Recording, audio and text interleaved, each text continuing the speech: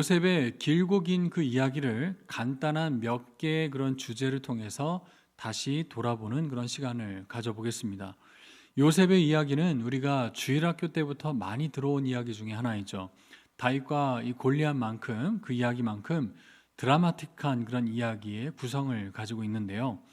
그런 뻔한 그런 이야기 속에서 오늘은 요셉의 이 스토리에서 조금이라도 숨겨져 있는 그런 신학적인 그런 의미를 우리가 알려드리고 또 숨겨진 그런 비유를 알려드려서 요셉의 이야기가 더 재미있게 그렇게 들려지는 또 그렇게 볼 수 있는 그런 시간이 되었으면 좋겠습니다.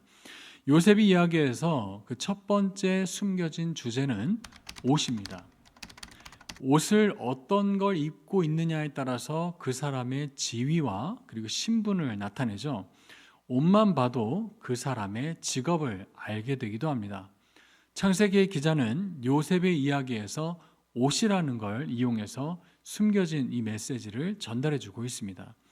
요셉이 어렸을 때 어떤 옷을 입고 있었죠? 바로 채색 옷입니다. 당시 이 염색 기술이 없었던 또 염색을 쉽게 할 수 없었던 이 시기에 옷의 염색을 또 여러 가지 색으로 입힐 수 있었다는 것은 이 아이가 실질적인 그런 야곱의 장자됨을 상징할 만큼 아주 상징적인 그런 옷이었다는 것을 알 수가 있습니다. 그런데 요셉은 아주 신기한 특징이 있습니다. 옷을 벗으면 고난이 오고요. 그리고 옷을 입으면 평안이 있습니다.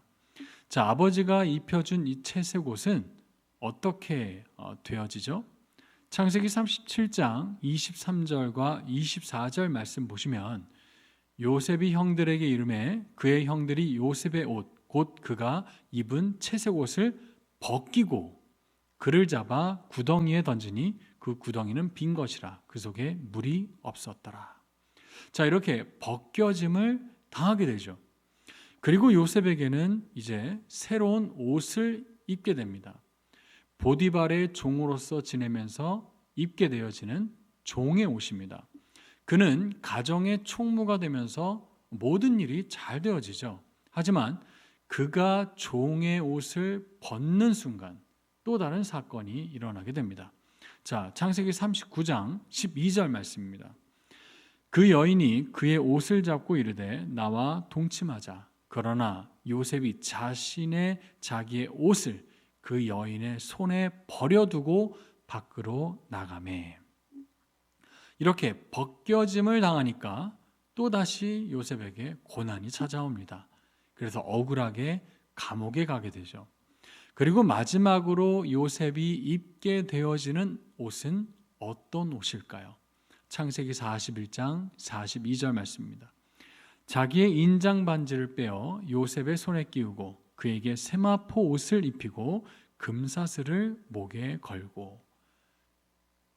애굽의 총리로 세워질 때 그러한 영광의 자리에 앉혀질 때 입게 되어지는 그 옷, 바로 세마포 옷입니다.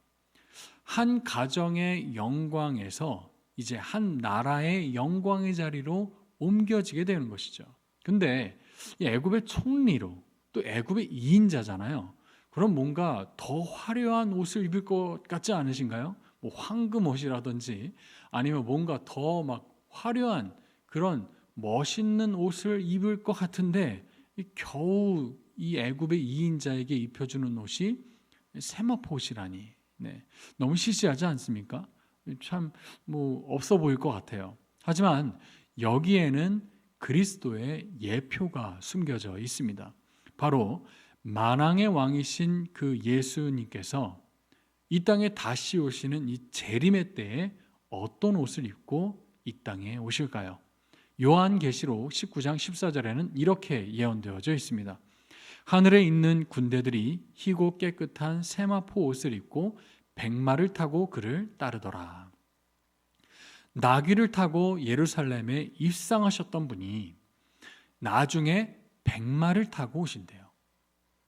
말 구유에서 낮고 낮은 모습으로 천조가리에 둘러싸여 있었던 이 아기 예수가 십자가의 고난을 통해 자신의 옷을 다 빼앗기고 발가벗겨지는 그런 수치를 당하시더니 이제는 세마포 옷을 입고 이 땅에 다시 재림하여 오신다는 것입니다.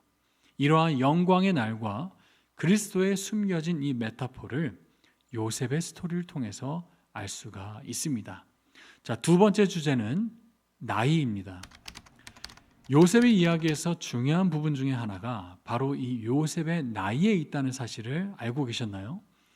요셉이 채색 옷을 입은 이 나이가 성경에 자세하게 먼저 기록이 되어 있습니다. 창세기 37장 2절 말씀입니다.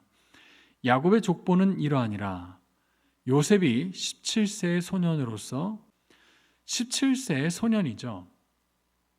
아버지 곁에서 곱게 자라나던 이 아들이 종으로 팔려가면서 산전수전을 겪게 됩니다. 요셉의 이런 많은 어려움 중에도 이런 경우가 또 있었습니다.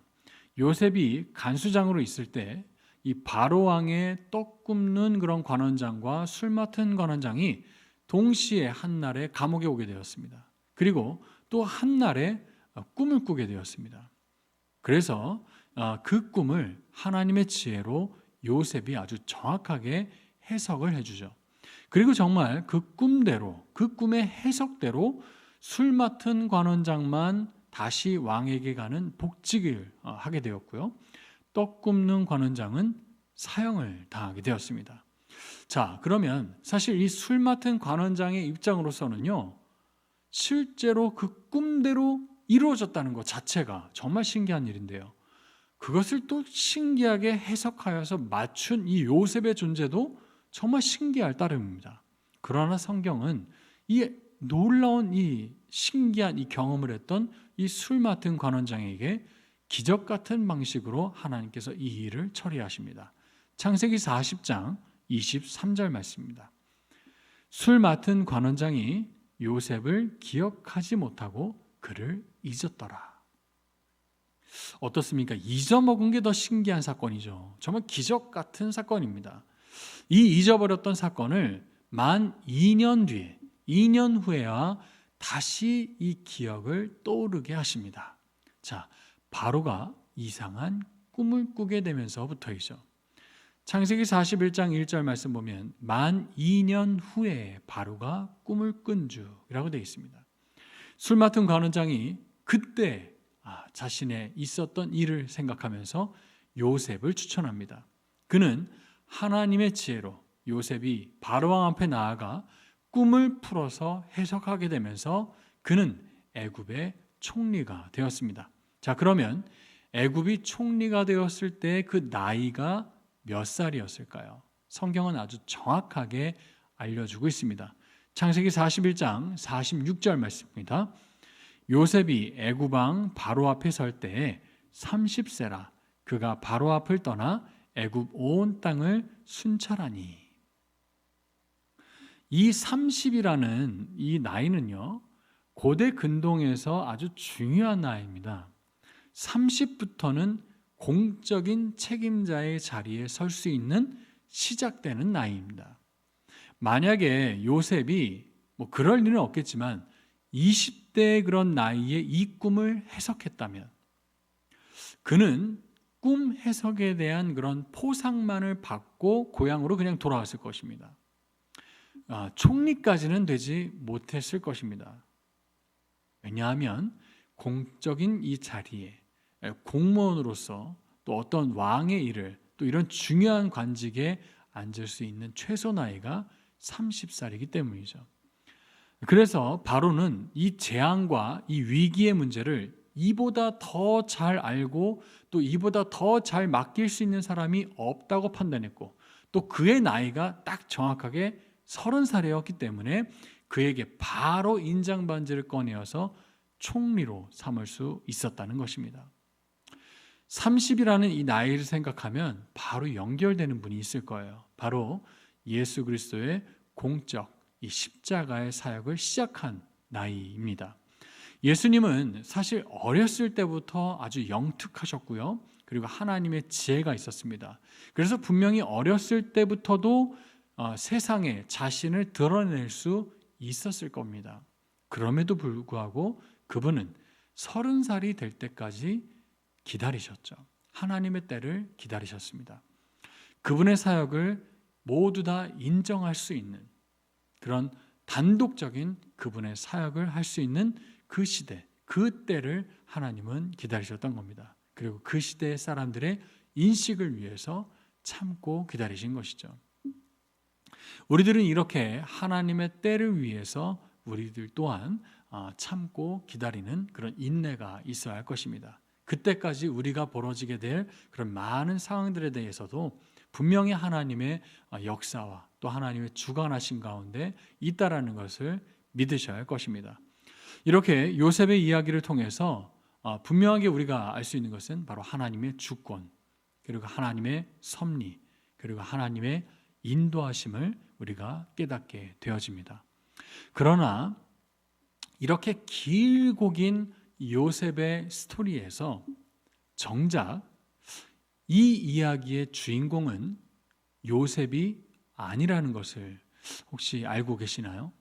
물론 분량으로 따진다면 요셉이 당연히 주인공일 것입니다. 우리가 마치 드라마로 구성을 한다면 분량이 많으니까, 등장이 많으니까, 오직 그를 중심으로 해서 이 가족과 이 하나님의 역사가 이루어지니까 뭔가 이 주인공은 요셉 같죠.